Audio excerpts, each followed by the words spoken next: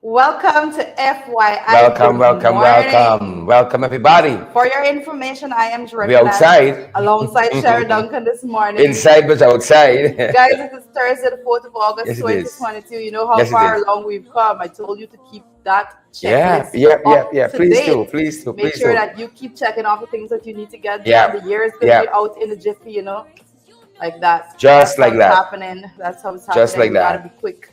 Yeah. I see Beatrice Be quick to on. share as well. You know, I see Beatrice there. You're waiting. Beatrice, don't waste time at all. And Siobhan McDonald, the first two, we've seen comments from. Siobhan, how are you this morning? We've seen the numbers going up. Share the live, You know, folks. Siobhan, no wait. Siobhan said it's 75 degrees outside. Guys, Is that good or bad way? Let us know. we Let us should know. ask how you feel about that, Siobhan. How do you yeah. feel about that? What is going on at your end? Do let us know. Mhm. Do let us know. Fantastic day to be outside. Fairly good weather where we are. Yep. Well, I know I woke up with rain. So this morning it was raining. Fairly good weather where we are. Yeah. I don't know about Sharon, but I woke up to rain. Fairly good weather. So, good morning to all the folks that are joining us through the other platforms that we just went through too. Correct. I know that you have been waiting anxiously for So this happy that you guys are here with program us. to commence. Stanborn, how are you this morning? And Beryl Crawford, how are you doing? And that's the weather where we are. That's the weather where we are. Claire Alexis Richmond, Sharon is going to do the third name for me. Yeah. Chamley, believe it or not, just that? Chamley. Chamley. The pronounce is Chamley. Even though it's so long, it's just Chamley. You serious? Yeah. You could say Chamali. I deal with the numbers. I deal with the numbers. I'm going to leave Sharon with language. Sanborn, don't say 40. That's a good age. Many years ago, you know. I see Ingrid Crawford in the house. Ingrid, how are you doing, man? How are you all doing? About this morning. Lovely and beautiful. Happy that you folks are here with us. Good morning to you. And let us know if you're hearing our audio good. Please let us know that. Yes. I think they would tell us right away. Siobhan says great weather. Lovely. We're happy. We're happy. Yep. Even if the weather outside. We're large and in charge. Isn't one of the comments says. You know, let the weather inside be good. What is the weather inside? Right? A little slow. You know, no, like it's how you feel. It could be a stormy weather, it could be raining, but you feel upbeat and so on. You would never know. Believe it or not, you would never know if I'm having a horrible day. I just come outside singing in the rain. What do you do if you're not feeling okay? Pretend. Yeah. According to your groggery. So where we are expecting some thunderstorms during the course of the morning. That's what the folks are telling us. Weather.com is where we pick up all this information from. It gets better as the day proceeds. But and you know, as soon as I saw this earlier, it started to rain. Serious? Yeah, weather.com is it? Credible, valid weather information. Weather.com is it? Sun is Rishi Prasad, how you doing? Rishi said you want a Venezuelan prostitute. Yeah. To each his own. Don't cross the bridge till you cross it. I'm missing this thing with Yeah. that. I'm missing something. I know I'm missing something. I went on social media and I saw some comments. I wasn't able to follow up. Don't knock these things till don't cross these bridges till until you cross them. You know, we can fill you in, don't worry. Cross the bridge. You don't worry, we can fix you up. You haven't crossed yet. We can fix you up. So a lot of things happening. Marlene DeYoung is here, Louisa Wills, and so on. I always love the name Louisa. From since Like your age on stage, Sharon. What do you call it? that epic film we used to watch every year, man. What is that? Song of Music. One of the daughters' name was Louisa, Brigitta, Louisa. Yeah, that's a nice name. Louisa, some films you must see in your life. Song of Music is one of them. I watched Sound of Music. I love another one of them. But when I watched the Sound of Music, the only thing I was super interested in the fact that the age of the girl that went to the nun that went to live with him, she was super young. Julie Andrews, she was super young. Yeah. I think I told her how long you want to be about house? She was super young.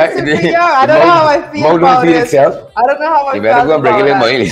You know, there's a lot of these things. Like even the children cartoons, and so they portray this big love fear, and then when you look at the actual age, you know, you just out.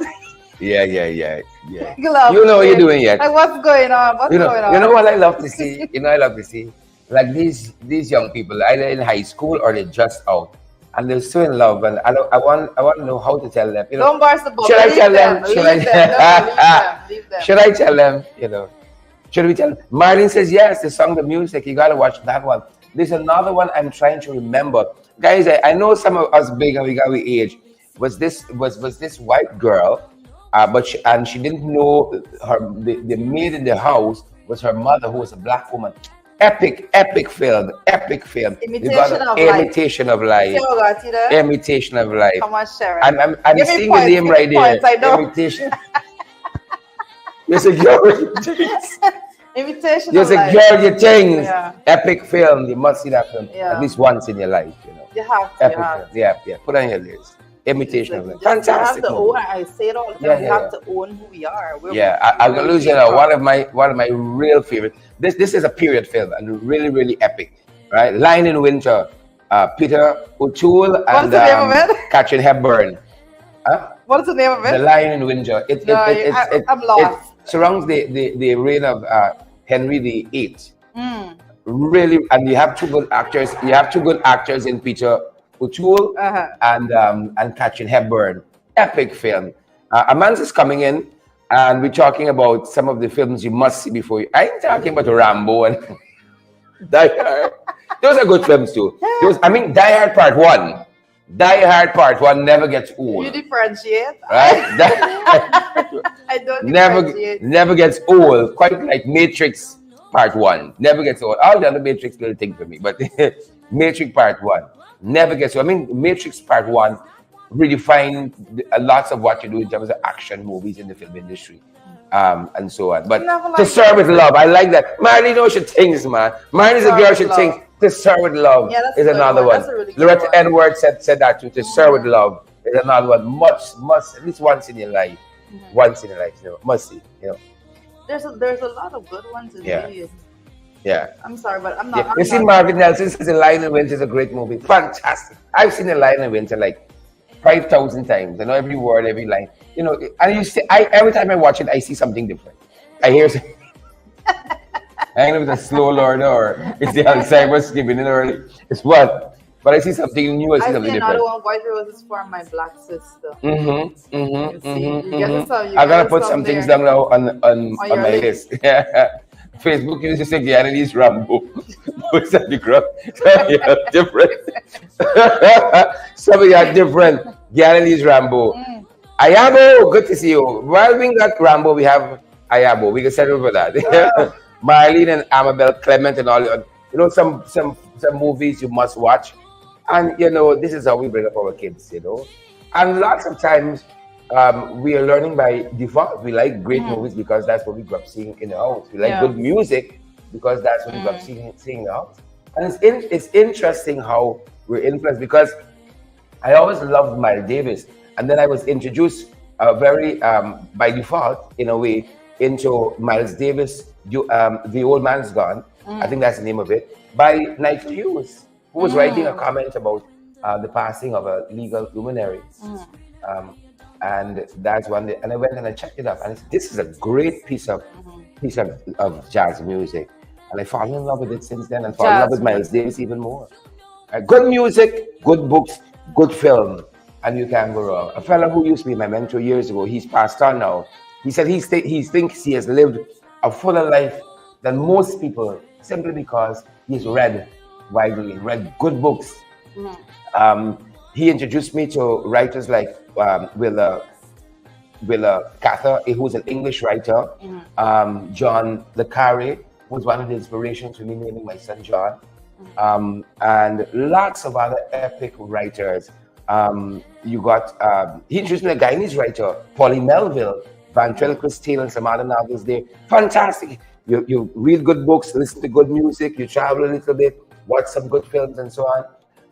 You got to go. You got to go. But enough of that. Don't worry, Shard lost me with The Lion. The Lion in Winter. Fantastic movie. She lost me there. Fantastic movie. I have to go. Yeah. Yes. Yeah. Matthew says that Sharon's no soul. That's what he said. That's what she said. Yeah. Also Epic film. Sharon. Epic film. Hey, Clifton Smith, how you doing this morning? What is going on? Or Don Cook here and all the other folks. Well, once the cook is in the house, everybody go show up. Clifton Smith and Sharon Alfonso Evans. I see welcome, folks. Joining us very early. Who? Point them out for me. The proper people. The best song in the country. Marlene says, a warm diciembre. Oh my goodness. Marlene, she's Spanish too. She even getting the accent right. It's fantastic. Fantastic. You know, they say, and I think it's something to live by. You are the sum total of the people you hang out with. You know, your 5 closest people, you're the sum total of that. And I would advise people, you know, hang out with good people. I'm happy I hang out with people who I don't know if I have 5 closest people. I got 5,000 social media right now. I got 500 and something. No, but that's different. I'm talking about really hanging out, like, because there's your family, and besides your family, I probably have Facebook user different, you know. 2 or 3 persons. Facebook user say you need a line in freedom house. I agree. My goodness, you could not be more correct this morning. You need a line in freedom house, and don't forget. Like the Red Wedding in Game of Thrones, they got close the door. Like the Red Wedding, you know. That's my favorite episode of Game of Thrones. The Red Wedding. The Red Wedding. Close the door.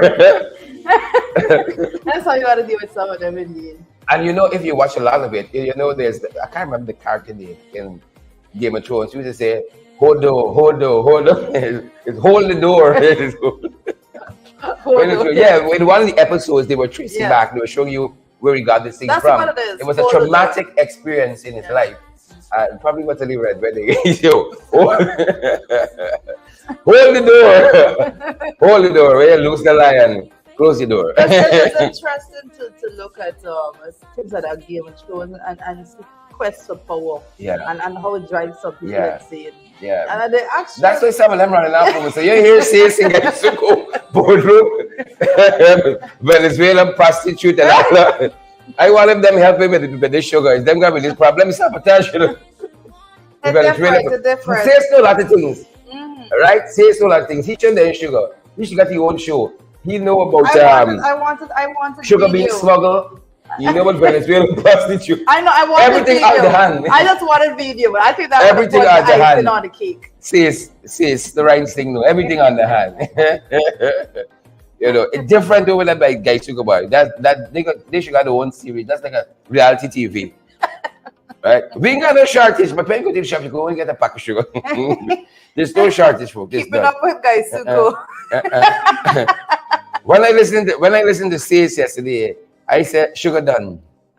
I said it. Say sugar done. You know, at our rally, I think I said it best at the rally. You know, some things just come to you. I think I said it best at the rally.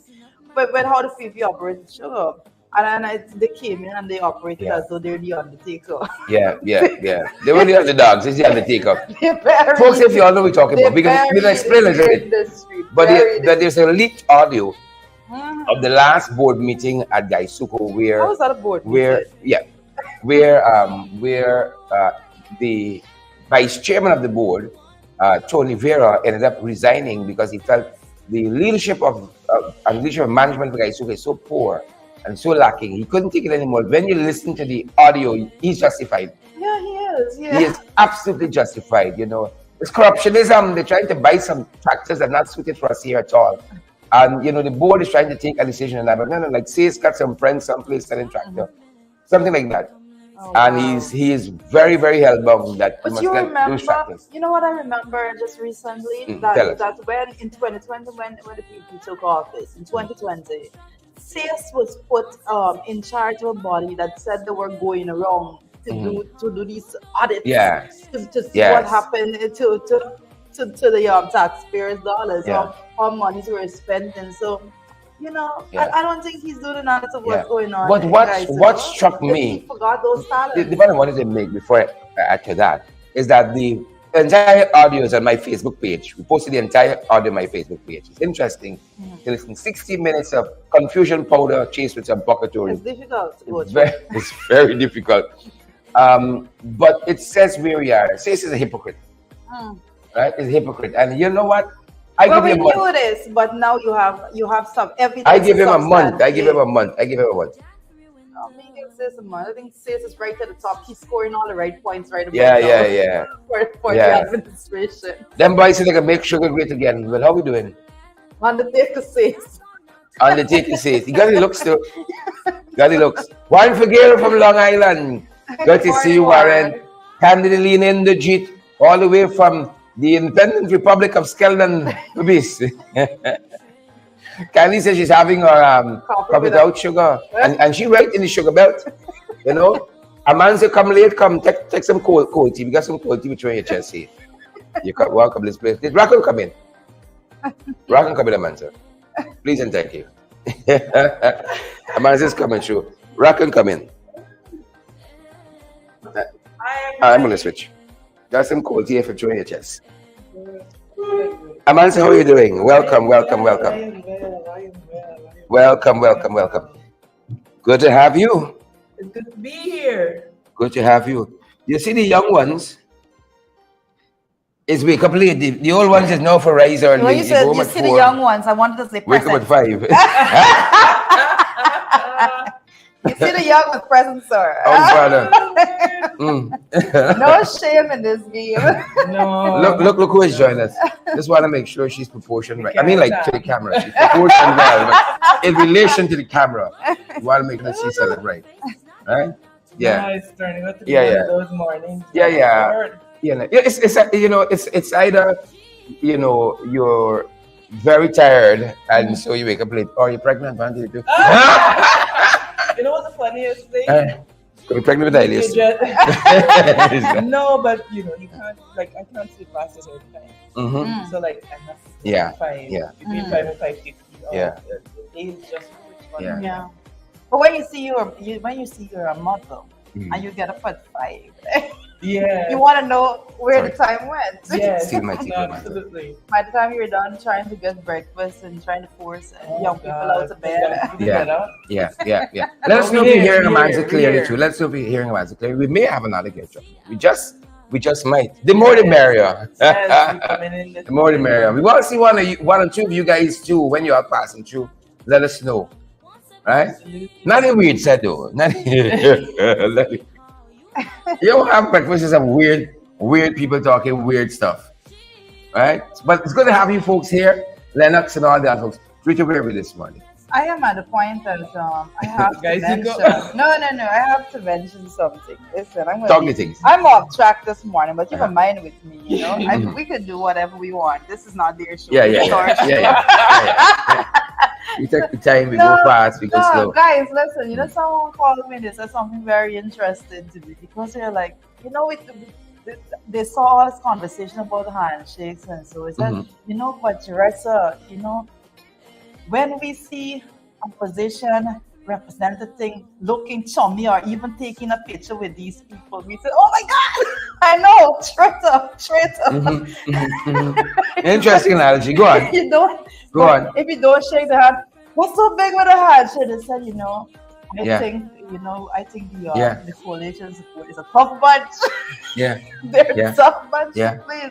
Now I'm going through some of the comments there, and I So which morning, respect Amanda. I remember because one of the persons commented, there actually was one that was telling me that. So I just saw the comment. Oh, and yes. I just reflected on that. Peter Sills, you can't please people, No, so I don't. You guys, you're That's tough why it just bunch. gotta be you. Just you're gotta be a you. tough bunch, but we here. We in this. The way it gotta be. Just gotta be you. And we love you just like that. Just as tough. Right? Yes. So I know oneself be true. That's Shakespeare, right? Shakespeare. We got I don't like when Shark comments. President's College and Queens right here. I just went Ishmael. I hope I get bright just I'm sitting next to these girls. Yeah. But the good book says truth on the inward part. So you have to do, but if you're following a compass in the inside, you can lead you right. Most times it leads you right. Maxine, technician Maxine is on the job. Malush do something well. Good. Good to go. Guys, share the live. Smash that emoji button. Partner with us. We have to have you guys here. Simone's comments. Yeah. You know, it's when the millions be the best part of the sandwich, right? Any bread would do, but if it's any bread. She literally just said any bread. Any bread. Yeah. These days you can't afford the bread, so you know. I see Candace Ryan is in the Yeah. house this morning. Here, Candace, how are you? I'm still seeing Candace brightness from I'm telling you, it's a different Monday, level, right? Tuesday night. I think it's not just her appearance. She has this glow. sparkling Yes. personality to go with it. Yes. Candace was like when Course first come, you had to put on your shades in London Street. The whole corner light up with shocking yellow. Shocking, yellow. Put on your shades when you go London Street. Yeah. There's that too. We've been very slowful with that bill. With that that legislation. Well, that bill. Well, bill. Yeah. That bill. And lots of places are moving ahead of us. Right, moving ahead of us, and they steal the bill from we. They don't want us to be great. They want me to be great. We can do it. 1 year later, the party didn't select committee. That's the graveyard. Oh yes. Oh yes. Candy, you know. Yeah. I don't think it's I want your wallet ad. and your purse filled too. I don't think it's your ad. I think people when they actually saw photos with Candy. Yeah. They realize. No. And this is a girl with your things. Come outside.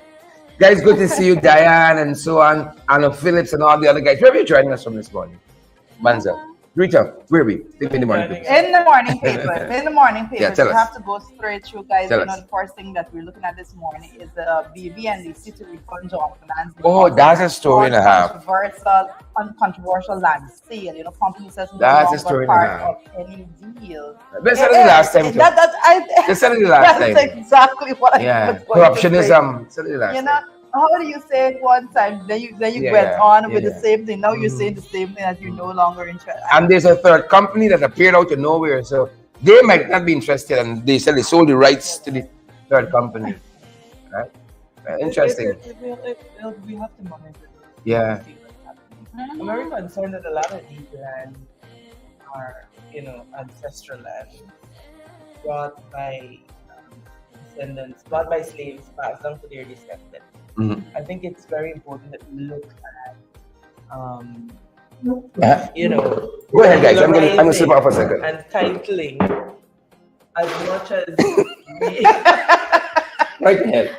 Regularizing and titling those lands so that they're protected. It's very important, and I think we can also look at it in the context of. You remember Irfan was at a particular place and had a difficulty saying Reparations. Yeah. And coaching it in the context of reparation in the Reparations justice. It'll be interested to see how that goes. We have a very long way to go when it comes to all of what is going on. And we have to, and I always say, the sad part is the most vulnerable in society are the ones that are exposed to these things, and it's wrong that we have a government in place that, and we've said it so many times, they're transactional in everything that they do, and because of that, the most vulnerable always have the end of the, they are the disadvantaged, absolutely, and the whatever end of the stick. So that's how it is, and we have those issues. Only yesterday I received a call concerning another set of land issues, and the co-op systems right now, and the way in which co-ops are being treated. I think that the administration is on a mission to gut all the co-ops of any real power and decision making. Right now, they have gone on a mission. They're traveling throughout the countries. Like, they have a list of all the co-op, and they're going to go one by one and make sure that they break them down and tear them down. So we have to continue to monitor that situation very carefully. No, there's not a but. And it's interesting that we should know why that is so. Because it's almost as if because it is a construct of the Forbes Burnham. We are the Cooperative Republic of Guyana for a reason. And that is because in becoming a republic, the emphasis was on the power of cooperativism, of working together. We were the first cooperative republic ever in the world. And that was because Burnham thought that it was important that the village movement and people pooling their resources together would be a key aspect of development. Now, if you look at cooperatives, that is exactly what they do. They ensure a particular level of economic autonomy at a local level. And it is the antithesis of what the PPP stands for. They like to create dependence. They love to centralize everything so that when they centralize it, they can control it. So yes, they will go about destroying any co-op that they do control, but it's important that people understand the method and the psychology. So folks, we have another guest. We have another guest joining us. We're mixing things up this morning. We're mixing things up this morning, so you all forgive us for a second. We're just gonna move things around for just a second. But our mics are still hot. Our mics are still hot. Mics are hot, and folks. We want you guys to be very. We have a surprise. Icing on the cakes. We're gonna shift things around. You might hear some songs. Forgive us. Don't mind them. Yeah. We're gonna shift things up for just a little bit, and we're gonna get. Yep. So we're gonna get going, but you know, guys, 2 seconds are we gonna be very interesting in here this morning because this person is somebody who knows a lot. Knows onions. There's onions and garlic. this young person. This an onion nowhere. It's good to sit down between you. Wow, nice. You see, I love it. I love it. Y'all know it is from the song The Bad Boy. Yep. Sucking the energy. Yeah. Sucking the youthful energy. See, you look well. You look very, very well. All the moderation, energy. Not that type of moderation, guys. You know that. The good kind. The good kind. The good kind. Not the skank kind. All right, we're just gonna make sure that we shift things up a little bit so everybody comfortable, and then we're gonna be back with you guys. We're good. Yes. Yeah. So wherever you're joining us from, a very good morning to you guys. We want to make sure that we are looking good when we come back to you. So we need to shift things up around. We have a perfectionist in our Make sure we're background looking. right now. We gotta represent, you know. You have no apologies, or I have no apologies. We gotta make sure. Yeah, 1 second, Majesty. Majesty, 1 second. Make sure you have enough. But you know, we were just talking about that issue of the cooperatives and how Yes. they're systemically gutting, you know, these cooperatives. As a little girl, I grew up understanding how important the cooperative was in terms of even delivering things like your basic ration items at the end of the month. Very, very important for local development, but you know, like we said, the PPPC is not interested in anybody or any locality being able to self-determine. It's about centralism and control. But we'll see how it's going. All right. So let's start things the proper way. First and foremost, because I'm going to go right here. You might do a better job at the introduction than I can. But look what we have with us here today, folks. The one and only. It's a big breakfast table. Happy birthday to the former Minister of Finance, Winston Jordan. Happy birthday, so happy. Mr. Jordan. That is how the morning is starting. Yeah. And there's no better way to start your morning than being here with the people that love you so dearly. So yes. Thank you very much. I'm a senior citizen today. Wow. I want to thank the FYI family and all the good people out there who have stood by me through the years. This particular board is a special one because it's a force without my mother, who died on February 15th. Unfortunately, helped along that way by what happened to me on December the 2nd last year. So I want to dedicate this 65th to my mom, who before dawn would call me. She wanted to always be the first to call me to wish me happy birthday. Love that. So I heard her this morning. I woke up early and I said, "Thank you, Mom." Happy birthday. Happy birthday. birthday. Guys, this is somebody that we as young MPs can always call in the middle of the day, at night.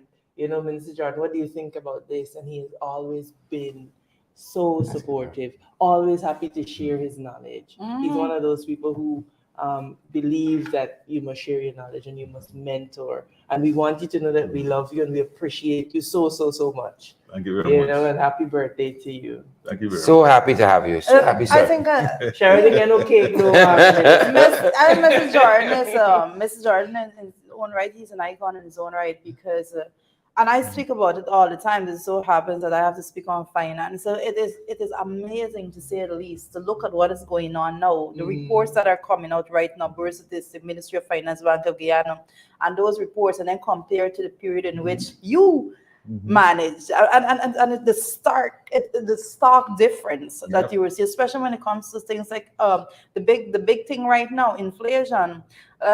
You made it seem effortless to keep inflation rate down. I like the language, but it took a lot of hard work, extremely hard work. But you need to coach people.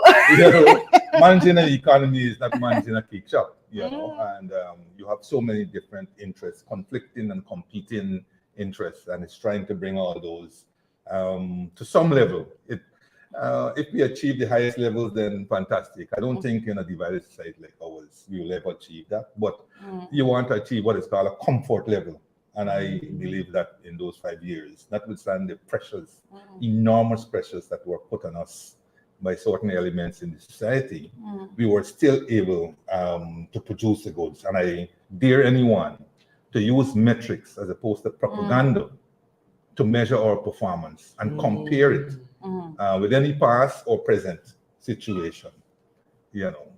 Lots of money circling around now, and they don't even know what to do with the money. But the direction of the money. The direction of the money. That's the challenge. As a lay person, much, and even Ali admitted this at the recent conference they have more money now than ever before in the history of our country. They have the full apparatus of state at their disposal. Why is it so difficult? And why are so many people finding it hard to cope in this economy? Well, it calls for governance. I go back to no matter how much money you have, if you don't have proper governance, that's it.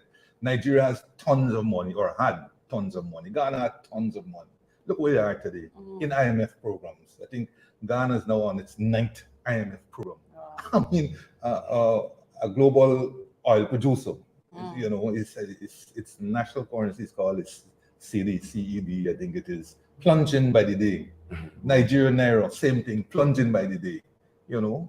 Poor management, poor governance, and it's unfortunate. That's the same thing we are heading here towards. People say you sound bitter. Who, me? I'm not a politician. I'm a professional, so I can't be bitter about not being a politician or anything. What I'm saying, I'm a patriot and a nationalist, and I've proven that over the years being here while others went off and had their glory and their monies and so forth, and running back now like knights in shining armor as if they come to save the economy. I've been here all the time, and I've proven my worth in all different fields, private, public, government, whatever the case may be. And so I know what I'm saying. I've been there, done that, And if we can only unite as a people, we don't want to dominate anybody, but we also don't want to be dominated. So Correct. Bring us all at this round table like we are here today, 4 good folks of different age groups, and let's talk. That's what our indigenous people used to do. Yeah. Used to convene meetings in the under the little benabs and so on, and they will trash it out, and we will get up afterwards and we go implement. That is what we want here. We don't want 33 being equal to 100, and and all this kinds of thing, and then you throwing handouts at us, reminding us of slavery, when the master used to be throwing a little bit here and a little bit there to you, and then dividing us, bringing some as house slaves, bringing them into the house, the big house, so that they could eat off the master's table, and they could look out and wear some of the master's hand-me-down clothes, and they look out on the veranda at those who were beating the sun in the fields. How are you supposed to be glorious? How do you rejoice that? That's the whole question. This is one of that was one of the thoughts that I was really going over in my mind this past emancipation, because to me what you were seeing is I'll use the description plantocracy in a different guise. And it is something that we have to guard against. The other point comes back to what Mr. Jordan was making, is that there is almost a drunkenness on the amount of money that is awash in the economy right now. When what we really need is just sober, sound leadership. Like, now is the time. Now is the time. People always say when things are going good for you, then is the time that you have to be the most careful. It is almost as if Guyana needs just sober, temperate people now, and we do not have those people at the helm. You have people throwing money, stuffing envelopes with money to hand out. And when you talk about it, the propaganda from the other side is so much that people think that you have a problem with this. How can you have a problem with people getting relief? I have. Just can. But let me finish making the point. The issue that we have is that the method allows for more of our patrimony to be stolen, because everybody knows cash-based transactions are susceptible to corruption. And so, the wastage and the leakage will be so much. I worry about. All right, I want to beg us to save some of the conversation for the big issue. Let's get through a couple of things quickly. We get to the big issue, and then we talk some economics, because we're not going to be and lots of what we got on lots of what's brewing this morning has to do with economics, and I really wanted Minister Jordan's take on it. Let's start with some international stuff first, as we hear. Y'all know how we do things here, and so this is some of the stuff we're tracking this morning. Nancy Pelosi is visiting Taiwan, and we're familiar with Taiwan. very much visited. Spoke to the parliament there, and visited a couple places too. And China is now, saber rattling in that region, right? It remains to be seen how far this goes, but they were firing some missiles and so on, according to some of the reports we're picking up. And so we're monitoring what's happening in the international, because all of these things affect us at the end of the day, because we're in this global village and we're so interconnected, as we talk about China in this regard, it's interesting, Mr. Jordan, to see what's happening here. You had Sugate and, the Chinese influence and all of that. Between every street, you see now 2 and 3 big supermarket, Chinese supermarket. You wonder what's happening here. What's this framework? What's this architecture going up here? Maybe you can help walk us through some of these issues. Well, even while I was in cabinet and even before, I tended to indicate that, look, you have to treat with the small things before you can treat with the big things. It's bottom up. It's bottom up approach, not top down. The top down is building 2-3 skyscrapers and call it development, right? While people wallow in poverty and or near poverty. I own this morning when I woke up, I was remembering when I moved into South Rhine Belt in January 1981. I used to get water on the top, houses built on stilts. So I used to get water in the bathroom throughout the day. Upstairs, I'm not talking downstairs, upstairs. Today you're struggling with pump. Pump every 2 minutes, the pump gone. The pump left you while you're bathing, the pump stopped working.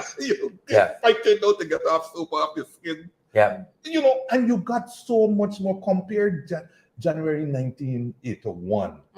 Really bad times. Some of you guys probably weren't born as yet. And I could tell you, really, really bad times. Really, really.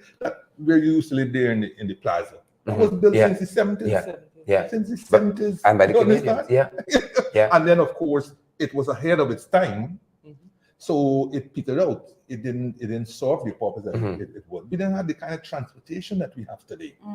So that most people worked and still work in central Georgetown. So when you were able to catch any kind of transportation and you live in South, you're not going to stop at the South Randall Chaplain Plaza, going there by and hope to catch a transportation to go, if you live deep into South and so on. So people will buy in Central Georgetown, and whatever transfers they catch, they go straight home. Yeah. So the mall was misconceived. It was ahead of its time, and therefore it failed. And so that they turn it now into housing. As such. So that's part of the history that we. Correct. But it's the kind of thinking that we had back in the day. You wish to see, more of that thinking, rather than you wake up today, you hear a hospital being built in Ogle, hospital being built in Ogle, right? Good idea. In fact, we had the same idea on Bamyet, even though they didn't mention it, but the man from Austria did mention that we signed the MOE since 2018. Right? So, and so on. But no one is telling you how this hospital, when it's finished building, because everything is transformational and everything is modern and this and that and equipment is, no one is telling you, A, how we going to maintain the facility, B, how we going to operate the facility. Nurses are going, where the nurses are going to come from? You're going to import them. If you import nurses, you will never be able to pay them the same salary that you're paying local nurses. Therefore, if you are committed to paying imported nurses these fantastic salaries, well, you can't pay the local nurses. You got the money. You need specialist doctors. You need specialists to read MRI and so on. You don't take nobody who just come out of university to go read an MRI. You need specialist training. It's just like you don't take a doctor who just graduated to go and operate by himself and so on. You need to step up. All of that, where is that training taking place? And where is the system to allow those people to stay when you train them? Okay? You got 7 regional hospitals, is it? 6 more regional hospitals in addition to the existing hospitals that you have. More pressure on the system. Where is the training happening? Where is the system that will allow those places? We have seen health centers. People leave the health center and come straight to Georgetown. That is why Georgetown public hospitals are always crowded. But they don't have, but they don't even have a choice, because it's interesting that you said the additional hospitals, so they build.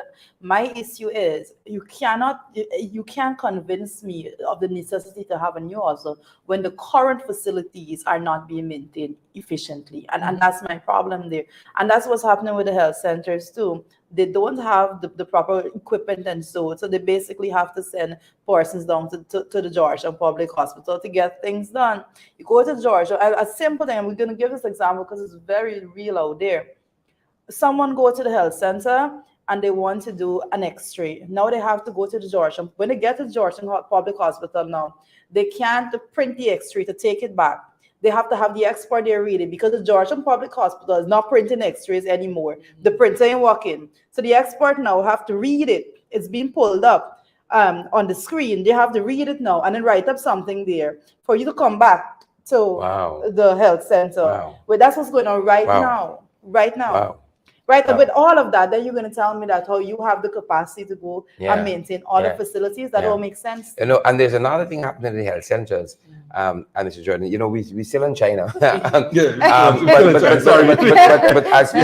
much to talk about this. But as we're in that, somebody was telling me, and I told the viewers last week that she went to a clinic and she saw a group of persons sitting there in what's supposed to be the waiting area. Right. And so she joined the batch and she was holding on to. So one of them said, I was asking her, ma'am, why are you here? She said, well, go right ahead. We're staff.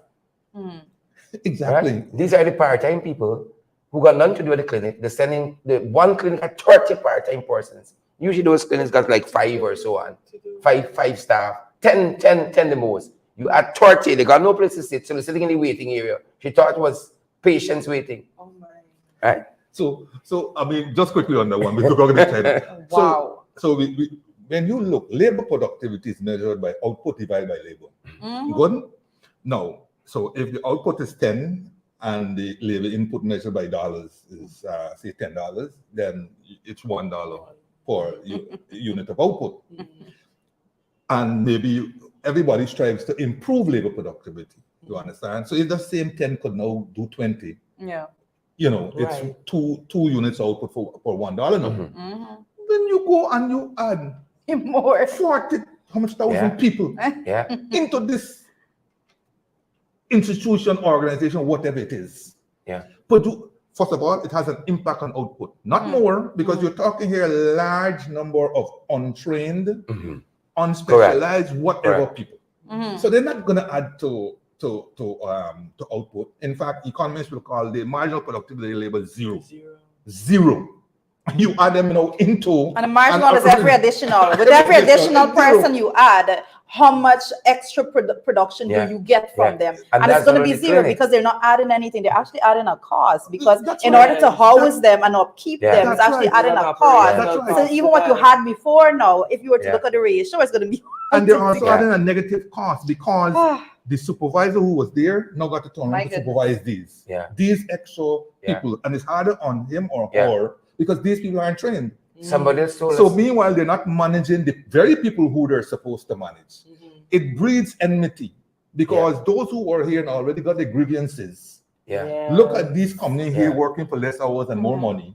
And so their productivity fall right away too. And Mr. Jordan, let me come there on the grievances, because I heard another case like that. It's the last day of school and another 30 people come.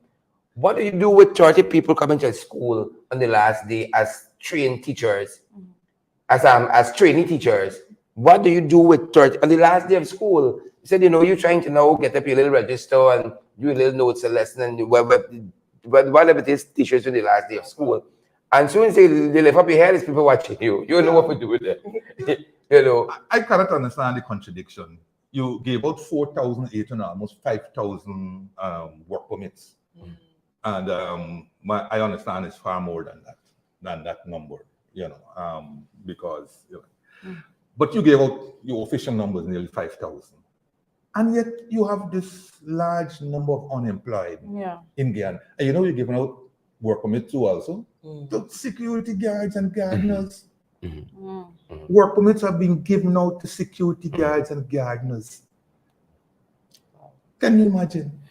You understand? So I don't understand the contradictions that we have. Large numbers of unemployed to the extent that you have to give them free money, because I call it free money. You're not doing anything of productive. Large numbers of them, and you claim too that this is no longer a temporary emergency program. This is now becoming a permanent program. A permanent program. But yet you have all these people who are you are giving work permits to for simple jobs like security guard and gardeners. Nursing assistants. We got nurses leaving this country in droves. And people who would have trained long ago at government's expense and so forth, taxpayers' expense, and you're allowing them to leave, allowing in the sense that you're not addressing the nuts and bolts issues that affect them. I mean, we tried in our last year in 2019 when we put roughly $900 and something million into the health sector in relation to improving human resources. Dramatic increases in many of the allowances.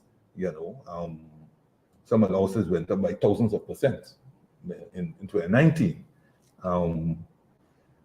But that was just at the beginning, and of course, we didn't have much money. Correct. I was coming here. We didn't have the oil. It showed where we were going in terms of human resources. I think that is a point that we have to hammer home every time we speak about the state of the economy, about the state of our people, because it cannot be lost on Guyanese that the AP and UFC manage the economy in such a manner with limited resources. Raises and increases in salary every year. Increases in salary. I mean, you saw, I think, over that period, the emergence of the middle class once again. And you saw working class people being able to make ends meet, being able to pay their mortgages, being able to live comfortable lives without having all money. Now that you have it, there seems to be a concerted effort to once again crush the middle class, create a society of the stark have and have not, and just create dependence. And it's a problem, because I often ask myself, when are we going to start taking the hard lessons of history seriously? We were at this same juncture with Gaisuku and the Skeldon Sugar Factory. Well, accountability is big when it comes to the fact that we didn't have a lot of money. I think you can't miss the point at all. And one of the things that we have to compare is what the PPP demanded back then as opposed to what they're giving right now. Mind you, they demand, and one of the examples I love to use is 2016. 2016, during the budget debate, the PPP representatives stood in the National Assembly. That budget was 230 billion in 2016. They stood and they said 50% increase for public servants, 230 billion. 2022 budget 552.9 billion, more than double the 2016. Right. Where's the 50% increase Right. for the public service? Mr. Jordan, come on, China. Why that's happening in China? What is happening in China? In Jamaica, they have independence celebration coming up. Their independence on the 6th. Yes. And this piqued your interest. This 300 drums. So here, 300 drums beating at the same time. It's going to be something spectacular. I wish I could go, but I need to be here with you guys. Yeah. No, my wife is Jamaican, and so she's celebrating their 60th. Yes, independence, and it's a fantastic culture. I don't know if you've been. No, I've never been to Jamaica yet.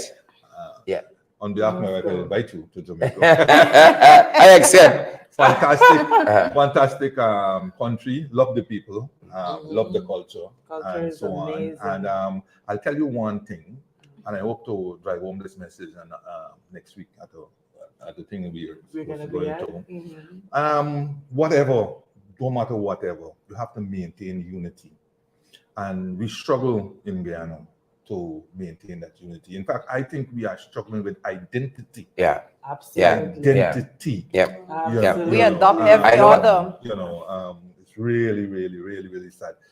50-something plus years independence, 50 years plus republic, and we're struggling to figure out what is a Guyanese identity. Yeah. Absolutely. Look at the entertainers, and I have I love, I always say, entertainers, everybody have their place in society and all of that. But I have a difficulty when you hear entertainers, promoting things that have absolutely nothing to do with us. The accent and everything changed. The country, under the culture. They are very key influencers, social influencers, and we have to you have to understand why the people behave, especially young people, because they're listening to a certain set of people and they're guiding them down a specific path. And if they themselves don't have any unique identity to this is what a Guyanese entertainer is going to bring to the table.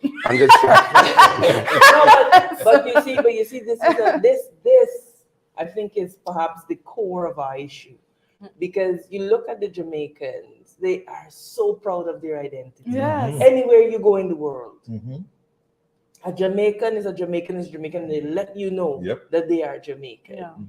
We suffered an identity crisis for the 23 years that the PPPC was in office. That's 2 generations almost of young people who grew up not appreciating what it meant to be Guyanese.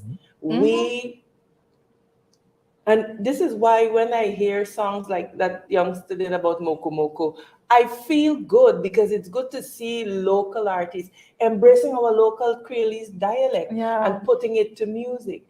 That is very, very important, because unless we can figure out who we are as a Guyanese, who we are as a Guyanese people, we are in trouble. My sons were asking me when I was getting ready for emancipation and so on. They know about the small islands. So they're like, Mommy, but they have a national fabric. Do we have a national fabric? Those types of things. There was never an effort to support a Guyanese identity. That comes through culture. Yeah. And they are chronically on the finance. Anything to do with culture. That is true, and that's why I had an issue again. I say, I understand promoters and whatever, but I have an issue when we promote things like Carnival here. I keep saying it, and I have never seen Trinidad promote Mashumani. Interesting. Now we struggling crop over. Serious? Like we serious? And Juve. It appears as though, as you know, the Baptists, we've blown with every wind of doctrine. For me, the crowning was that the promoters of a boat cruise on Emancipation Day just completely missed the boat, for want of a better word. That symbolism couldn't be lost on the fact that your ancestors came over crammed in ships and you're having a cruise on Emancipation Day. If that does not say that we are in danger of losing our identity, I don't know what else is. You know, and it's. But also we put so many spokes into the whole system. Over the last week, celebrating emancipation. I mean, in fact, I think August should be an emancipation month as opposed to one day. You know, because after the fancy clothes and so on, it looked like we gone back to square one, as we would say. We put so many over the last couple of days. Every act that came to this country was a Jamaican act or a Trinidad act. You know, when you combine our friends at 94.1 and government and everything else, even ACDO, Capleton was the headline act and the Guyana Emancipation Celebration. We didn't have anybody of Guyanese stature that we could have put as a headline in the Guyana. We need to celebrate our own. I'm not saying you couldn't bring Capleton. I'm not saying you couldn't bring the 15 queens and kings from wherever else they come from and so on. But they must be subordinate to us. This is our culture, our event. Why are they being, and then you're bringing on our acts as the little... We got... the warm-up. We have all of these guys that we do not spend enough. You see the and you know this, Doc. Jamaica, Trinidad, and those countries that have that rich cultural heritage, they spend money behind the performing arts. They fund their people. That should be, and this is why I expected to hear in this budget, with all of this oil money that we have, more intensive programs to harness our talent. Culture is the way that you build a culture. But we do know what we had to speak about. We had to deal with the culture center, the fees being increased, and the fees. You see where we're going. So while we're in the church of drums, we're still in the region. I want to tell you what's happening with Liat, because we've been tracking this since the whole dust up with Gaston Brown and Mayor Motley and Gonzalez over Liat. And they're now moving to liquidate Liat. While saying they want to bring in a foreign firm to see what can be salvaged and so on. But it looks as though we're going to lose Liat. You may lose the planes, but the whole concept of what Liat represents will still be around. In fact, I think you have Inter-Caribbean, whatever it is. And you had many of them came and many of them went. It is not easy to operate an airline. Absolutely. I mean, our one plane airline, I think at one time we had two, but for most time we had one plane airline. It was a struggle. Was a struggle. I could tell you, I traveled a lot of time on Guyana Airways during the 80s. And you could be left in New York at JFK because you have no money back in those days. You didn't get too much of foreign exchange. So when you turn up at JFK to the Guyana Airways counter, when they're supposed to be checking in, the place is dead. There's nobody there. Lots of people waiting to be checked in. Nobody there to tell you anything. So you could end up sleeping in JFK 2-3 days. Because, and then when somebody tells you something, the plane gone for C check, D check, E check, F check. When they don't come back, they don't know. I think he's absolutely right. As somebody who worked in the sector, it's not easy, and airlines generally do not even turn a profit in the first 10 years of operation, in the first 5 to 10 years. So it's not easy, but I think my own view is that if, as a region, we put our minds collectively to solving this issue, it can be solved. Correct. The level of CARICOM, more has to be done to address the regional transportation issue, particularly for the small islands. That is their way of moving, and so you have to have some kind of system.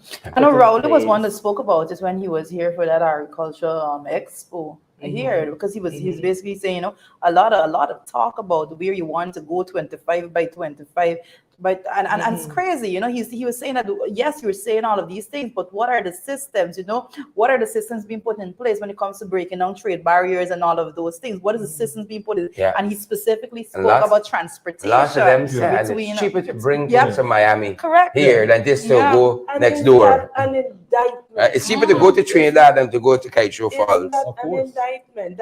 So that has to stop. Now these are the things, because air transport it's one of the few sectors that have a multiplier effect of about 4 times. So if you harness air transport properly, it is a catalyst for serious economic development. Yes. But we have not been able to do that. And that is why they say the quickest way for a billionaire to become a millionaire is to buy airline. But Amanda, I think we got lots of water, all right, that we have been able to manage long before we could have managed air. Correct. Let's be not talking water. I mean, look those islands. Yeah. Why is there need to have all these little small planes hopping and dropping? They're very, very expensive. And not a fast Why can't ferry. you have a nice luxury ferry? Absolutely. They have. I was in Hong Kong a couple of years ago. I landed in Hong Kong, and then they had to take us to mainland China in a fantastic boat, or whatever you want to call it.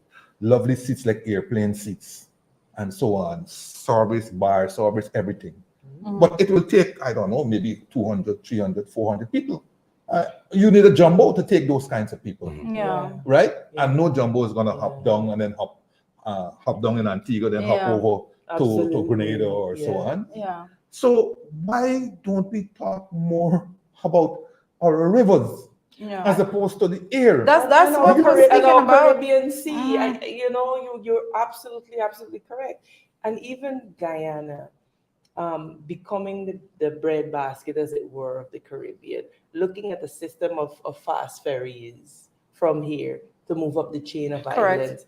It is an indictment that people can move produce from Miami to here. Easier. Now, you see, when you talk about these issues again, this is why forums such as these are important, because our people have to understand that there is so much more to development than running around sharing out money. That is basic. That is like nursery school type development issues that you're talking about. In fact, running around sharing money is under development, not development. Who in this big day and age not even in Pakistan, do they run around with bags of money sharing? And those Middle East countries, many of them are known for money transactions, but they have moved on. Lots of these places now is just app, just very phone, much so. just phone. You put a phone to the register and it takes Google off Pay. the money and so on. You run around here with bags of money and some guy with a big gun and so on. It's crazy. It's backward. It represents everything that is backward in a society. You see that is governance. And while we're on that and we are sailing closer to home and we're landing at either Chen Dragon or Eugene Correa, this is another thing we focus on, which takes us right up that alley. This is what they're touting. We also redefined Prince. Region 2 part-time workers received their first cash payment. Linden said they've been working for 2 months. They ain't get a pay yet, too. Right? Well, you guys debated that in Parliament the other day. Even with permanent workers. And note, you got to line up. You got to line up. We're just talking about the ease of payment. And that is one of the things we've said is a consistent missed opportunity during this pandemic. They could have been pushing for plastic, more use of plastic. Absolutely. Get a bank account, something, and we can transfer. The same way those people have to get it NIS, or I'm hoping that they got NIS. The same way they had to get NIS and TIN numbers before they turn on to the job. It's the same way you could told them, look, you go open an account at the bank, or something. And and as we speak about the bank, I'm hoping that the government will stop the disintermediation that is taking place in these banks when it comes to open a simple account, savings account, as a Guyanese citizen. It's almost as though they're forcing people to go put their money under the mattress or something. Disintermediation, right now. as we will call it. We want intermediation, not disintermediation. It's the hoops that you got to go through to open an account and the questions that are being asked. I don't even know. I spoke to Governor a while back on this matter. I hope he takes it up. We have to make the matter easy for people to open an account. Mm-hmm. Yeah. You have to have in place the regulations to monitor what is going into the account. Correct. But don't stop knees to all of these hoops. Yeah. I see people become so frustrated. They don't want anything to do. Yeah. And then actually have to set up an appointment. You I face spoke the to kind of somebody system. only 2 days ago that said no, they're not going to go and deal You with face that. the kind of system, and then you watch a documentary with men saying, "Oh, you want money here? We can move it for you." You go in one country, put it there. You go in the bank, you put it through there. No, but Sharon is correct. This is George Sharon. We know that he's correct because once you make the system so rigid and so difficult for ordinary people, they're going to go to those persons. Yes. They're going to go and somebody say, guys, come on, you're living in Georgia, you're living in Guyana, you know these people. I know several of them, so you got to know them too, right? You just go and the business place collect your money here. Once they have an outpost here, you drop it off there and somebody collect it at the other end. And that's the way in which it's happening because of the difficulty in these. And it's so easy when it comes to the bank, it's easier to track, easier to monitor, and all of those things. But just getting in the door seems to be, a fight. So essentially, it is almost as if you do not want it to be caught in the system where you are able to track and monitor it. And this is the other one. This is the other one we're following that we find interesting as well. They say, they're disbursing. Dispersing some monies across Region 6 now. I think this is in keeping with the children, the schools cash grant. And they're hoping again, they always actually say it's going to help to stimulate the economy. And this, you're talking about the 9th MMF something for some IMF funding for some country. IMF, what do you call it? For countries like Kenya. This is like the 50th cash grant and so on. They're supposed to stimulate the economy. But people are still crying out. It's very sad that we're at the point where when you look at these issues and you assess it critically, people say, oh, you're always criticizing. It's not about that. I think we have stated very clearly how it is that we say to people, go and collect your money. It's taxpayers' money. Go and collect it. I have urged persons. As government, however, what systems do they have to be able to? I'm gonna hear you on your mic. What system do they have? Just want to make sure you're doing talk about your secrets on here. No secrets. To make sure that they are being put for the purpose that they are intended. These are grants for the children education. How is it that you are ensuring that it goes for that purpose? This is why you notice social relief measures in other countries are trackable. No, I want to stop you right there. Listen to me. I want to stop you right there. I've noted right now there's a lot of talk about the cash grant and persons, persons within the ministry and within government said use the cash grant, make sure you use it for the children's education. However, there is an issue because last year when the cash grant was distributed, none other than the Minister of Education said, we're not directing how you spend this money. You can build an extra room in the house. Can you imagine? If you want. Listen, so wow. It is interesting. absolutely crazy. Interesting. To even pretend now. Interesting. Interesting. You remember this, guys. I'm not making this up. I can't make this up. But you in these circumstances, you have to see with also the recipients of it if they don't spend it on the school uniform. I mean, you have to be able to put a uniform on a body, on a living body. And therefore, if they are struggling to stay alive, and stay alive, where the money's gonna go. Then that is where the money will go, and we can't. We can't fault them. And that brings into the bigger question of allowing Guyanese to have an income that they can actually live off of instead of these stopgap measures. There needs to be, public servants need to have a proper increase. Let me tell you what happened with the 30,000. That's for folks that don't know, you know. And I speak about it for the ordinary Guyanese, you know, the working class, the person just above the poverty line, people that's living under the poverty line, and all of those people that falls within the category of the most vulnerable in society. Right.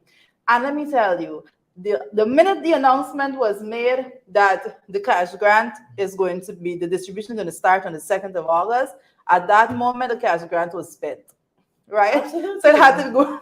Absolutely. So there's a large section of the society that received the money to go pay it back to somebody else because they had to spend it in anticipation of getting it because they are in a struggle. Because the poor people, the most vulnerable in society, they spend their salary before they get their salary. Yeah, exactly. Right? And that's what that went into. So while that's happening on that front, this is what we're tracking on this front. This is an issue that they haven't been able to solve. They told the fishermen early in the year they can get the licenses from Suriname for them. They're striking this deal with the Surinamese with the use of the quarantine river and so on, and they can get these licenses. To date, the Surinamese have not released these licenses to the fishermen. And so what the Surinamese do, even though they're not interested in fishing, they go and buy the license and rent them to the Guyanese for 3,000 US, 4,000 US. So in this particular case with this vessel here, the Surinamese says was a fake license this gentleman had. Well, if you're selling it for 4,000, 5,000 US, you might get 1, 2 fake ones in the midst there. No, but my concern with that kind of behavior of the Surinamese is we put ourselves in this kind of subservient position, really. Do the fishermen have to fish in Suriname waters? If they do, then let us have some agreement, you know, between states that can be implemented and that can be overseen by international organizations or so on. Don't in this kind of beg and thy neighbor approach. Suriname has used this approach for ages, and we seem always to be supplicant and pliant. But if and thought if you have this whole kind of bromance with the Guyanese and as a nationalist, I abhor the treatment that is meted out to our citizens in this manner, in this particular manner. Let us get this matter solved once and for all. If you don't want us to fish, fine. We are not going to fish in your waters. We're going to find waters here. Or we're going to do something with these fisher folks. You can't be a member of CARICOM. You can't be a neighbor of this kind and behaving in this manner. And you can't make agreements because Ali said there was in principle agreement with Santoki. Yeah, correct. When he goes home, he gets licks. And he can't move it forward. As a president, move this matter forward. We cannot continue to put ourselves in this kind of position. We warn, Minister, that this allowing Suriname to license operations in the quarantine river, it has implications for our sovereignty. Of course. But this goes back to the transactional nature of our diplomacy that we talk about all the time. David Granger warned Irfan Ali, do not take this thing at face value. It is deeper than you think. And we're seeing now that he was correct because, as Minister said, Santoki cannot deliver on this promise. And it is the PPP who has a significant constituency in those fisher folk. I'm from the quarantine, I know. And so you see them being unable to deliver, and the lives and livelihood of Guyanese are now being adversely affected. This does not require rocket science. Throughout the maritime world and history, you have neighboring countries that have conflicting interests that have been able to come to the table and facilitate some type of settlement. Why are Guyanese being treated? You think Todd going to be part of that process? To bring us to the table and negotiate that kind of stuff? You know, and while that's happening, folks, I'm kind of hastening on the discussion. We're seeing this, and I thought this represented so much of the lack of good infrastructural work that we're seeing now. I mean, if you take a ride up the East Coast, the embankment, it's been a patchwork for a little bit, but it's really falling to pieces, and it really takes a lot of traffic off of the main road, which it needs to. And that road there is really falling apart. This is Upakari area here, and one of the roads here is almost washed away. What are these guys doing with all of this money? That is the challenge. It's not to ask what did APNU AFC do, right? With the limited resources we had then, we have it all now. You see, they take out 40 billion out of the National Resource Fund. They come back for another 40 billion. They take it out. They come to the National Assembly for 40 billion. You just articulated the 2022 budget, 550 something million. And billions. And all of the billions in the budgets, biggest budgets before that. What are they doing with the money? That's the thing that's we're just a few billion short of 600 billion for this year, Yeah. Persons need to understand that. I think it's going to go around 596 overall. When you're actually adding in the supplemental that you're coming for. So I think it's about there now. We need to be quite honest. I don't think the population is seized with the understanding that we have huge money coming, and that we really and truly need a national approach to the management of these resources. Absolutely. Notwithstanding who wins election and so on. We need a national commission or whatever that will stand the test of time irrespective of who wins an election, and be responsible for managing those resources, including their implementation. Because otherwise you're going to see many more of what you saw just now. How can you be billing? I keep saying, I probably said it last time I was there too. How can you be billing the kind of roads that we are building right now? How? These roads aren't even built for the future, even though you have money. Okay, take your time now and build international standard road for the future, because now you have 64 wheelers. Who knows? They may have 100 wheeler. Coming, and what you're going to do? Dig up the road or throw some more tar on it? Look at the Linden Highway. Not cutting you want to go home to you, Linden. It stood the test of time because it was a highway built for the future. This highway was built in the late 60s. And still there, and stood the test of time. Look at those trucks that bring out the lumber from and have gone on that highway with very little maintenance. Things used to be done properly. We have the bridge, the Denver Harbor Bridge there as another example of the way in which things were done, It was significant. If there's something from the 1 week trip of last week, I'm happy that they signed something, even if it's the MOU with the Exim Bank. Hopefully now American type businesses are going to see their way and come into here and help us build some decent, proper, lasting. Mr. Jordan just throw it in there. Sharon to the biggest issue. Hold up. It is right on what Mr. Jordan is talking about, because from that trip, what we heard is about shared prosperity, shared growth, right? Ali came back and would have us to believe, who heard and saw that we saw, that, we didn't really get reprimand. We know what you are talking about. Right, and went after his critics. Only when he come home, went after Jeffries, Senator, Congressman Akim Jeffries there in the U.S. But lots of what we heard is about shared prosperity, shared growth, deepen your transparency processes. We need to see more of that. And he will have us to believe, no, it was just a kumbaya with the U.S. They invited us because they think that we are the best and brightest in the region. Interesting. Over to you, sir. Well. Could we start from the position, Mr. Jordan, if you may? Yes. Could we start from the position? Because I know a lot of folks out there, there was a lot of talk on social media about the MOU to the tune of $2 billion US. And there were people out there, some of the trolls and all of those, that actually believe that these people were coming back with $2 billion. They're so used to money being put in on them. They believe that the administration went to the US and came back with $2 billion US to spend in the country, And I tried to disabuse them of that. I think no matter, you can spend how much you want. This is not a society anymore where you have snail mail being the main means of communication, instantaneous communication, Google and all these kind of things. You could go there and you see what is a MOU. Really, it's an understanding reach between states or parties or so on, with some principles outlined. Conditionalities. Okay? Well, they don't even bother the conditionalities yet. You still have to approach Exim Bank. And Exim Bank has all their rules, regulations, lending criteria, all those. Those don't come into the MOU. The MOU is a principle. Look, we are prepared to set aside or $2 billion for lending. Remember, Exim Bank is to promote American jobs. That's the first thing you will see if you go Google Exim Bank USA.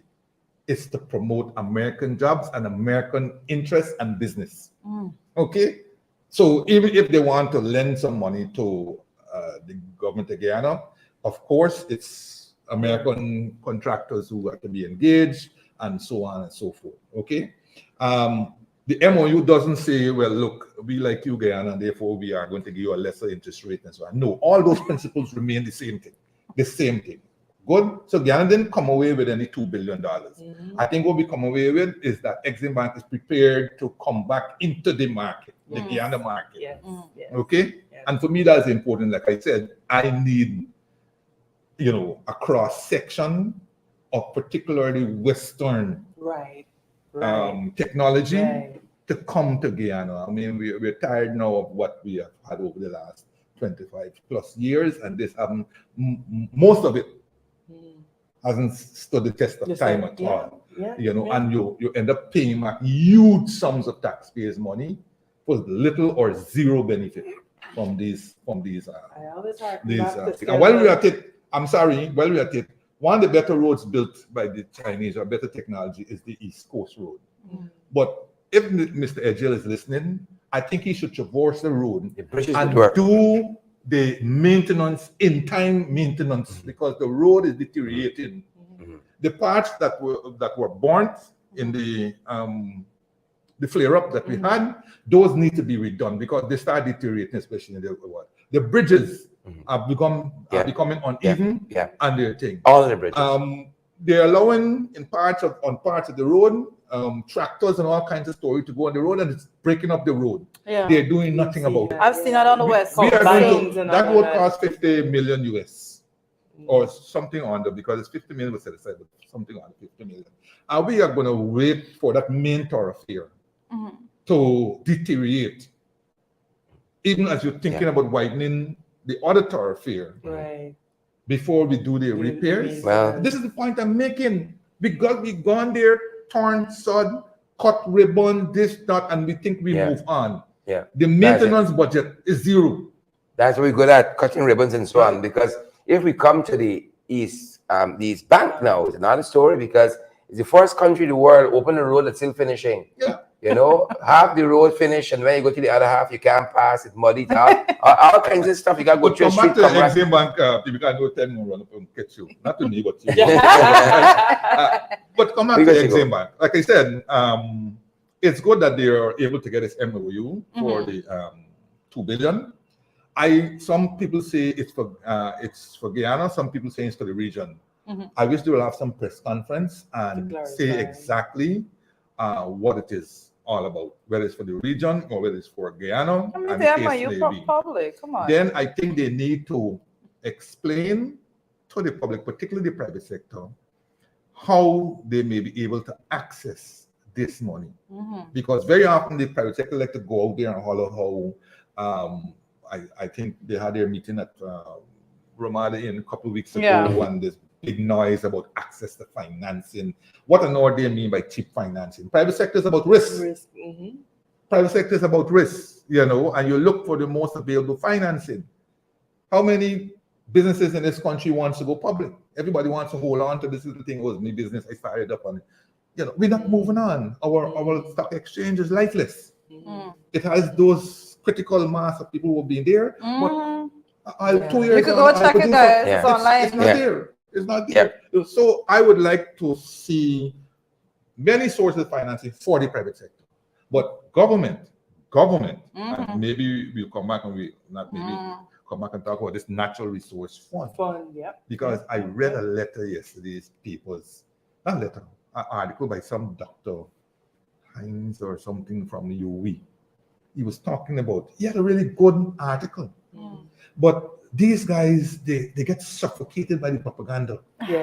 How the NRF 2021 was better than the APNU's thing. Now, this guy obviously doesn't know anything about Guyana. He doesn't know anything about Guyana, I'm sure about it.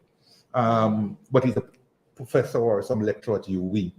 And as I said, he made some excellent points. But when he came to NRF, I would love him to call me and let him tell me, article per article, right, where is the NRF 2020 superior to the NRF 2019? All the things we were saying and all the things you guys wanted to say on that fateful night are coming to pass. Every single last. As a matter of fact, the board looks non-existent. They have just fallen into obscurity. You don't hear from them. You don't see them. Has the board ever met? Well, that's it. That's it. Has the board ever met? Obscurity. Look, I probably would have said it when I was here the last time. Two withdrawals. Director, bear with me, man. Bear with me. What is this board supposed to do? I tell you, when you go there, the functions of the board are irrelevant to the management of the NRF. Yep. They don't direct anything. They direct nothing. There in the law. And in fact, the reason why you don't even hear anything about the civic society portion of those people is because they are even more irrelevant. They cannot do anything other than receive reports from time to time from the board. And what are they to do with these reports? It is not spelled out there. So that is why there is no urgency to convene any board meeting or to even compose the civic society. You see it. These people are withdrawing our money. It's 80 billion plus already. And we don't know where it is going. Projects of national interest, you see. Beyond some foolishness is saying, come to the National Assembly. I'm pleased to indicate, as per 2020 NRF, that we have withdrawn 80 billion and transparency. And when you ask what, and the same part of withdrawing and putting consultant, the entire part that is in the NRF 2020 was stolen from NRF 2019. So they're giving people out there the impression that they have enhanced transparency by moving the money from the NRF to the consultant. And they stole the entire article from the NRF 2019. But one of the important features that stood out to me for the 2019 NRF was the fact that you had to identify the urgent developmental priorities, and then you bring it to the National Assembly for it to be debated, for it to be looked at before a project could be opened. But how are the people going to see if the money if you do it like that? While we're talking about all this money, Mr. Jordan, I want to get your impression of what the IMF, I think, has been telling us about the dependence on the oil resources alone can expose our economy to volatile oil prices. They say that these have been known to dip and to skyrocket, disrupting revenue projections and actual revenues. Ramping up investment could potentially add inflationary pressures within the local economy. This is the IMF telling us in June of this year. Local authorities must strengthen the capacity to manage public investment. We hear about a lot of spending, but what are the concomitant risks we take? All this money we pump it. Trust me, it grieves me gravely that we have to be called up to say United States, given a tongue lashing, because that is what it is. A diplomatic thing and so on. A tongue lashing for being errant, okay, and then come back. Whereas our own people were talking about inclusion, transparency, and accountability. It grieves me that I was speaking about this in 2020, post-August, 2021. Go back and you see all different programs, letters, everything I wrote about this ramping up of expenditure, the impact it's going to have on the economy, and all these kinds of things. I spoke of it several times. Kaitor News, I think, picked it up, one of the journalists picked it up and talked about it. Go back to the articles I was going back. These articles I saw.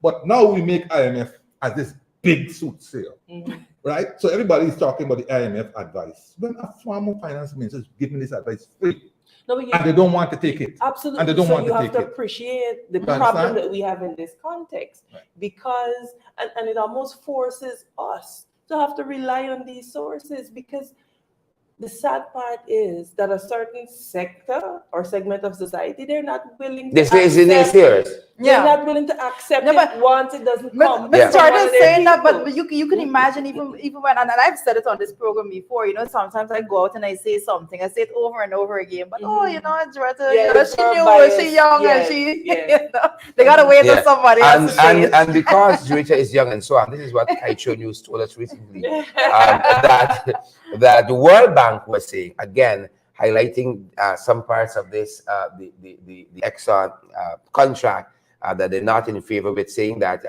the whole arrangement, as a matter of fact, saying that it should be based on safety, the environment, concerns, and inadequate payment.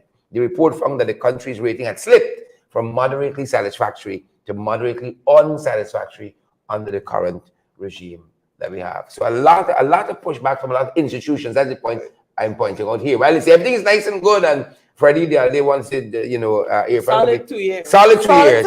Solid 2 years. Again, as I said, that loan was signed by me in March 29th, I think it was, or 30th, 2019. The urgency of that loan was impressed upon the World Bank, notwithstanding the fact that the no confidence motion took place in December, because they started to backpedal. As soon as no confidence motion came, the usual story that happened, all your sources of finance and everything going to dry up and so on. They started to backpedal, and I started to bring out the wild cane. Eventually, they decided to give the loan. $20 million, cheap loan, virtually zero interest rate, and so on. And we moved, because the implementation was with the Department of Energy. And we moved post-haste to get that money. The loan was effective within, I think, 1.5 months, which means you could now start spending and so on. And a number of people and activities were brought in. And I believe the market, the market company that did the pre-audit of the thing, I think they were brought under the same loan. The same loan. Okay. But this loan was important for us to bring the specialists to help draft the bills and to put in the institutional regulatory and systems that put in place. You may be seeing me talking every so often now, Kaicho News carrying some of the articles about the need to get these things going. But you know what I read in Yahoo News last week? On reporting on the Texas meeting that they went to, I think earlier this year, Barrett, as in Barrett, the energy minister, is reporting as saying in there that the need to get new legislation in place to replace the 2016 legislation under which the PSA was signed is no longer urgent. Well, I was hoping that Yahoo News was quoting them, but I will send you the. Thank you, because they don't say these things locally. But I'm flabbergasted. Because you also said they would have renegotiated the PSA. Was not a campaign promise. Yeah, they would have renegotiated. Right. So you have these issues. Like I said, we need this national, not only conversation, but some national commission or something that will oversee all these matters, because we can't, those who are not at the seat of power can't continue to hold on here.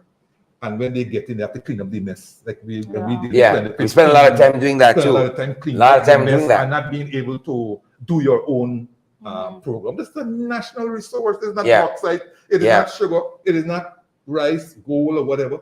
This is unheard of monies. And if we are able to have a national approach to it, it will ease the tension. It will bring forward confidence and so forth. And we will be able to have a happier society than the one that is trending right now. And you know what, Minister, the question we got to ask ourselves very soon is whether the audit office can take off some of this work that's coming. Because now the general got to go after us too. I saw Christopher Ram saying that the audit office is positioned to investigate all of those things. Chris is saying it from the standpoint that he's an accountant and he knows a lot about auditing and so forth. But in terms of institution, I do not believe the audit office is equipped to engage in such.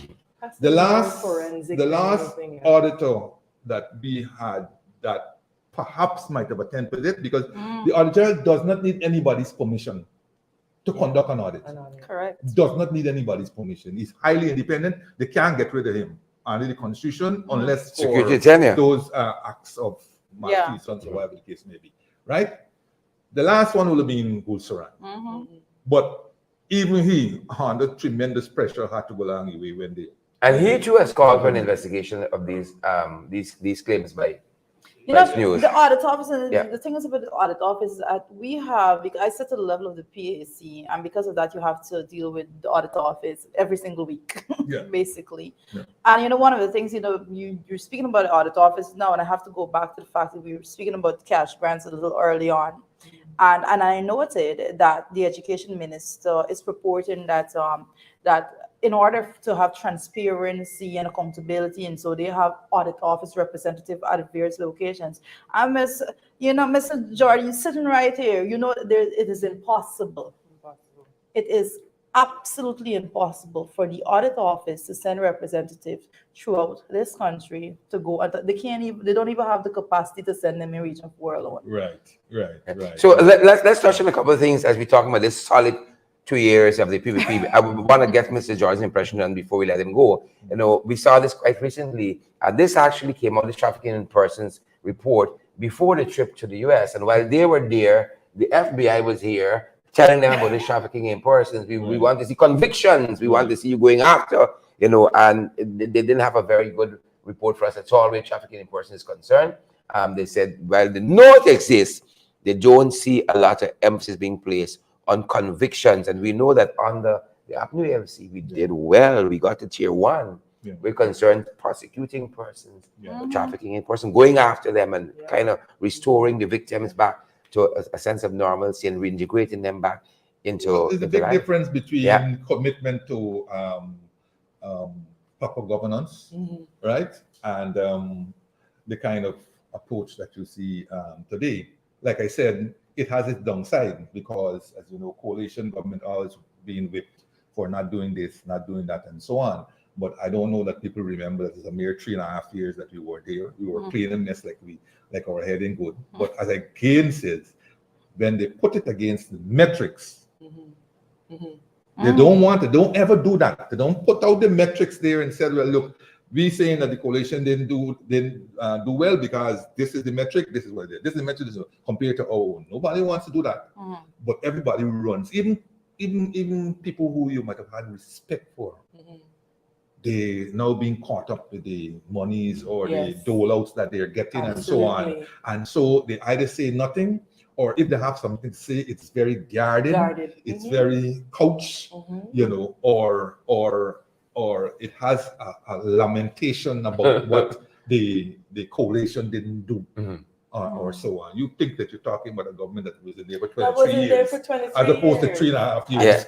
And as we talk about 3.5 years, let's talk about this, because we saw this, solid 2 years, gone to our friend Freddie, but we seem to have dropped a couple places in the corruption perception index. Well, we're going to drop a lot more with the next one. Let's see these are the challenges that we have. These are the challenges that we have. No, and I say, I see that recently say they put together the Public Procurement Commission. But to be quite honest, the commission has been there now, well, in terms of when it started now, maybe about 4 or 5 years.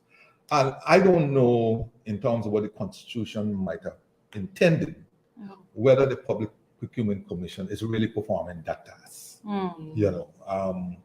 In Jamaica, I think they have a Public Procurement Commission and a Contractors General. And when you look and see the work that those two bodies do, and their reports, that they put out, maybe we can take a leaf. But I don't know whether we are always interested in setting up the institution and then put it abroad that yes, we got a Public Procurement Commission, yes, we got an Integrity Commission, you check the yes, boxes. we got a this, we got a human rights, we got a this, we you got check a that. The boxes. But what are these people doing, and how have they made a difference to the society? I saw sorry for talking too much, but I saw what's his name? Arnold, the lawyer. Ramkaran talking about the committees of parliament that can achieve some of the work that I think Norton was asking for or so on. Great suggestion. Nobody is saying. And of course, Ramkuran has an interest in it because he was I think he was chairman of the Constitutional Reform Commission 2000 or whatever it is. But is Mr. Ramkuran serious? Yeah. What has any of these committees of Parliament ever achieved? What? Yeah. And particularly because the numbers are always skewed in a particular direction. Yes. And the report. No, but what is interesting that Ramkuran has a man in Parliament through the joiner list, which is Schumann, who don't raise these issues in Parliament. You know, I mean, Natural Resource Committee, Economic Committee. When last the Economic Committee meet? I can answer that right away. I'm a member of the Economic Service Committee. The Economic Service Committee met every single time it had to meet when there was the chairman was held by the coalition, right? And that was Sherwin Holder. It so happens that the Economic Service Committee now, by principle, they have a rotation. Right. So at the end of the first year, the coalition had the chairmanship, and then from that point on, you have to have a PPP representative. That representative, I think, is identified to be Miss Edgel. Edgel. We haven't met since the last meeting, since that year would have ended. Wow. With the APN ALC chair in that committee. Since the PPP is the chair, we haven't met yet. But I am mind about when the meet. So I'm worried about when the meet. What is content? The Economic Service Committee, for example, I'm picking on that because I know a lot of people, should be able, for example, to be requesting meetings to discuss the cost of living, requiring data, requiring models, requiring information, and wherever these got to come from,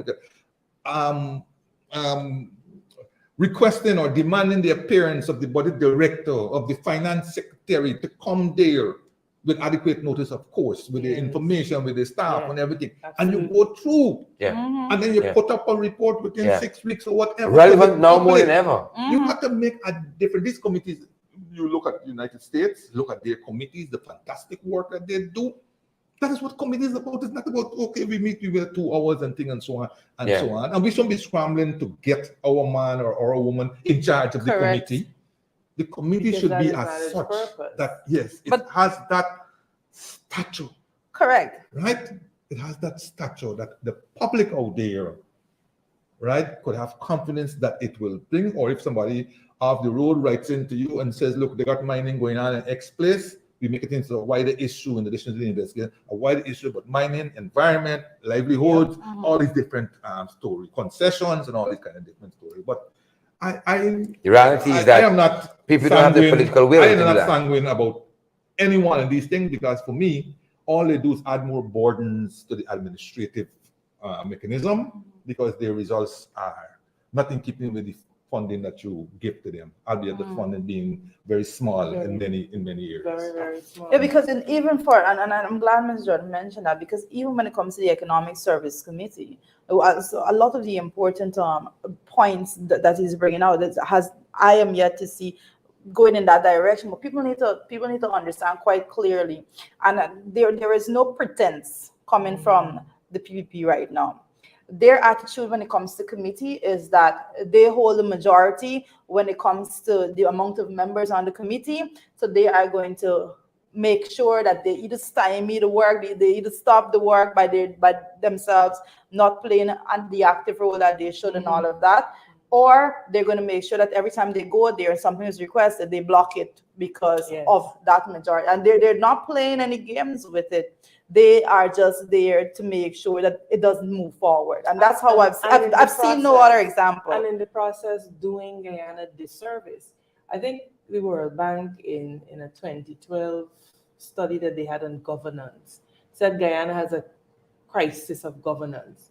And that crisis is actually rooted in the race problem and the ethnic problem. Yeah. And until we overcome that problem, that we will continue to see the features of bad governance rearing its head. Yeah. And that is something that we must so guard against. It is so easy for us to reject a good idea because it doesn't come from us. Which is what happens all the time. And we throw the baby out with the bathwater. Which is what happens all the time. Recognizing that we're doing our own selves a disservice. Yeah. And, I always say, guys, I'm at peace with something that we do. We come here and we expose the information. We give the information. You can bring the horse to the water, but you cannot make it drink. Yeah. It is for the people of Guyana to decide that they will assimilate this, that they will seek to understand the deeper issues, and they will seek to demand more. Yeah. All of the societies that we go to and we celebrate, we love to go to the USA, we look at Jamaica, we look at Trinidad, we look at Suriname next door. And those people decided, you know what? I don't care if you don't look like me. This is about a better life. Exactly. And I am demanding that. Exactly. And unless Guyanese get to that point, we all get to that point, another 10 years, we're going to be having this same discussion. We definitely need to get there. God forbid. I think more than 10. God forbid. But this is going to do us for this morning, folks. The border boy has to get on to the full celebrations. It was just been a privilege having you this morning. So Thank you. As you sign the birthday celebration. I was happy to be here, and you come to say blessed because I definitely come to twice. I come to blessings twice. Come to blessings, and this shirt looks expensive too. It's a very nice shirt I picked up in South Africa when I was there. Yes. Wow.